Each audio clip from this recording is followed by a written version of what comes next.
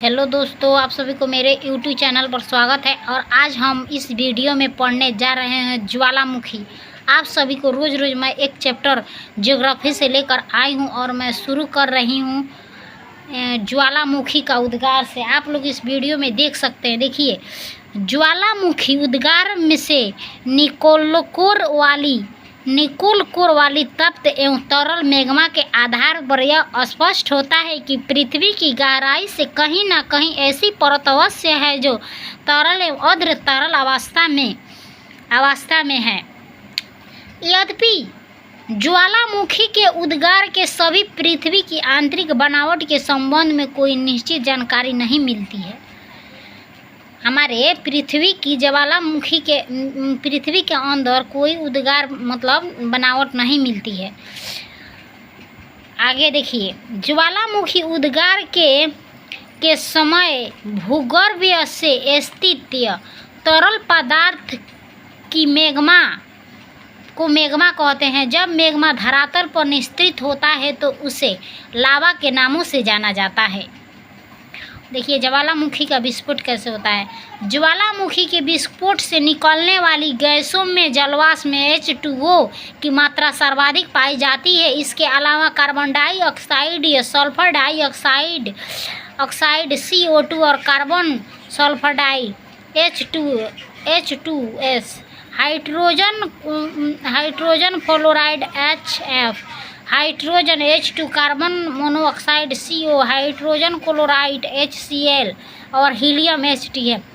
लावा बहुत ही गर्म होता है। ताज़ा निश्चित निष्कासन लावा का तापमान 600 से 1200 डिग्री सेल्सियस पर होता है। धरातल पर लावा ठंडा होने के पश्चात अग्नि से चट्टानों का निर्माण करता है। अब अगले पेज में देखेंगे हम सिलिका के आधार पर लावा दो प्रकार के होते हैं: अम्लीय लावा, एसिड लावा एवं क्षारीय लावा, बेशक लावा। एसिड लावा, अम्लीय लावा अत्यंत गाढ़ा एवं चिपचिपा होता है जिससे कि सिलिका की मात्रा अधिक होती है। बेसिक लावा क्षारीय होता है, हल्का एवं पतला होता है जिसकी सिलिका की मात्रा कम होती है। जब लावा धरातल तक पहुंचने से पहले ही उसे नीचे जम जाता है तो आंतरिक अग्नाशय चट्टानों का निर्माण होता है। आंतरिक अग्नाशय चट्टान दो प्रकार के होते हैं: प्लूटोनिक अथवा पातलीय चट्टान, और दूसरा होता है अधिवितलीय तथा मध्यवर्ती चट्टान। अब तीसरा स्टेप में हम लोग पढ़ेंगे, जब ज्वाला पृथ्वी के अंदर काफ़ी गहराई पर जम जाता है तो पातलानिंग चट्टान कहा जाता है। निर्माण अधिक गहराई पर स्थित होने के कारण लावा को ठंडा होकर जमने में काफ़ी समय लग जाता है, इसके रब्बे बड़े होते हैं। ज्वालामुखी के प्रकार। ज्वालामुखी कितने प्रकार के होती है देखिए। अब देखिए, ज्वालामुखी सक्रिय ज्वालामुखी, एक्टिविटी ज्वालामुखी मतलब जैसे ज्वालामुखी जिसमें लावा गैस तथा विखंडित पदार्थ सदैव निकला करते हैं, सक्रिय ज्वालामुखी कहलाते हैं। वर्तमान समय में उनकी संख्या 500 है। स्ट्रोम्बोली, यह एक सक्रिय ज्वालामुखी है।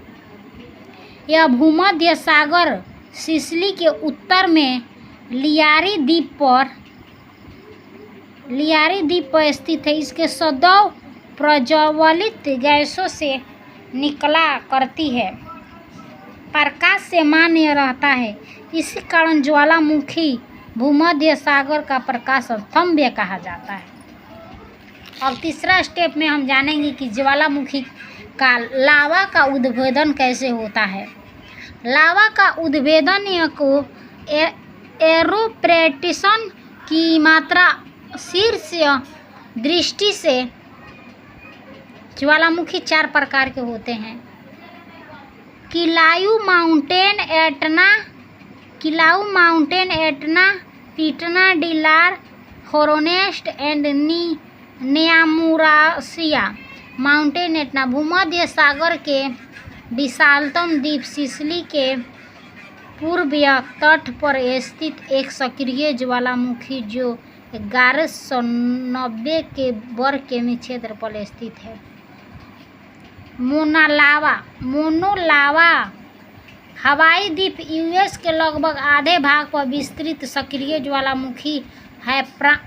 परमाणु के आधार पर इसका पहला उद्गार 1843 में हुआ था। सक्रिय ज्वालामुखी के कुछ अन्य उदाहरण माउंटेन कोटोपेक्सी इक्वाडोर के एंडीज पर्वत शिखर पर स्थित है। Fujiyama Japan. सबसे अधिक सक्रिय ज्वालामुखी अमेरिका एवं एशिया महाद्वीप के तटों पर पाए जाते हैं। विश्व के सबसे ऊंचा सक्रिय ज्वालामुखी ओजोन्स डेल सालाडिया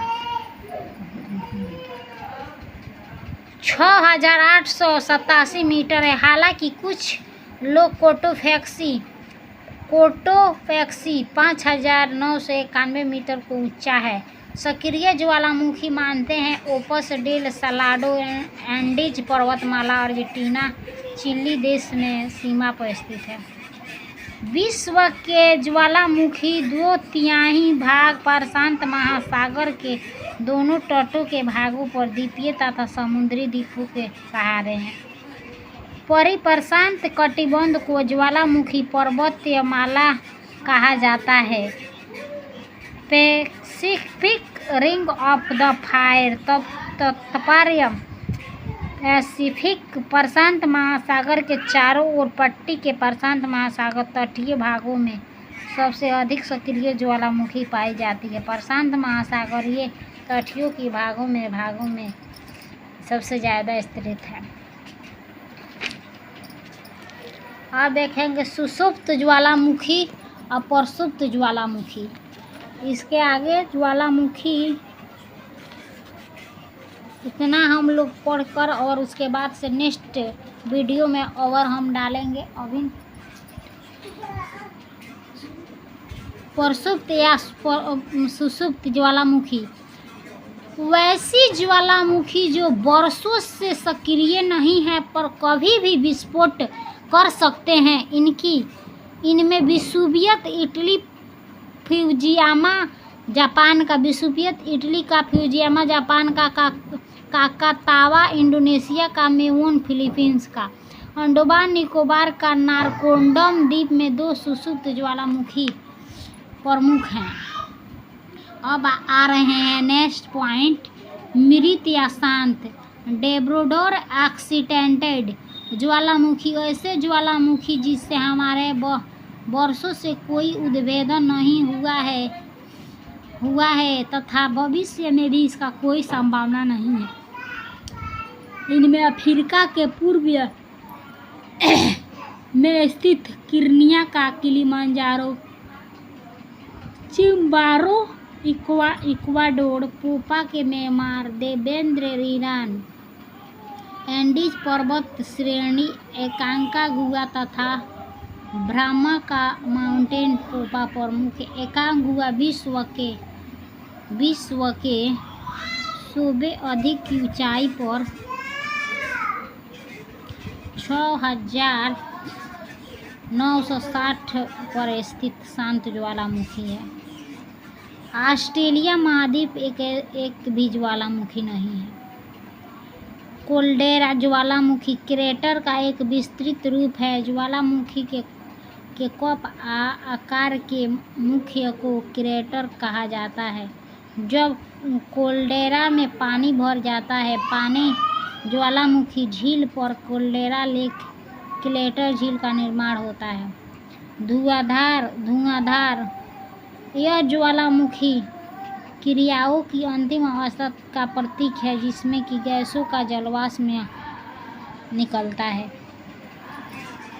अब गंधक युक्त धुआंधार धुआरे को सोलफातारो कहा जाता है।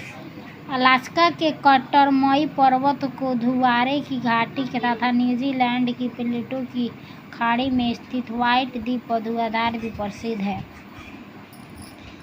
अब लास्ट पॉइंट थोड़ा सा ग्लेशियर गर्म जल के ऐसे स्रोत हैं जहाँ से समय समय पर गर्म जल की फुहारें निकलती रहती है, जैसे यूएस का येलोस्टोन नेशनल पार्क में ओल्ड फेल्ड फूल तथा एक्सोसियर ग्लेशियर आइसलैंड का ग्रांड। आप सभी को अब नेक्स्ट वीडियो में दिखाएंगे कि विश्व की प्रमुख ज्वालामुखी कितनी है। ये सब कल पढ़ेंगे। आप लोग प्लीज़ मेरे चैनल को लाइक, कमेंट और शेयर ज़रूर करें। आप लोगों को रोज़ रोज़ मैं एक टॉपिक लेकर आएंगे जिसमें आप सभी को मैं एक टॉपिक को पढ़ाएंगे और मैं भी रिवीजन करूँगी। मेरा यह फेयर का कॉपी है जिसमें मैं सभी को फेयर की हूँ। आप सभी को मेरे तरफ से बहुत सारा धन्यवाद। आप सभी से कल मिलूँगी नेक्स्ट वीडियो में। Okay, bye bye.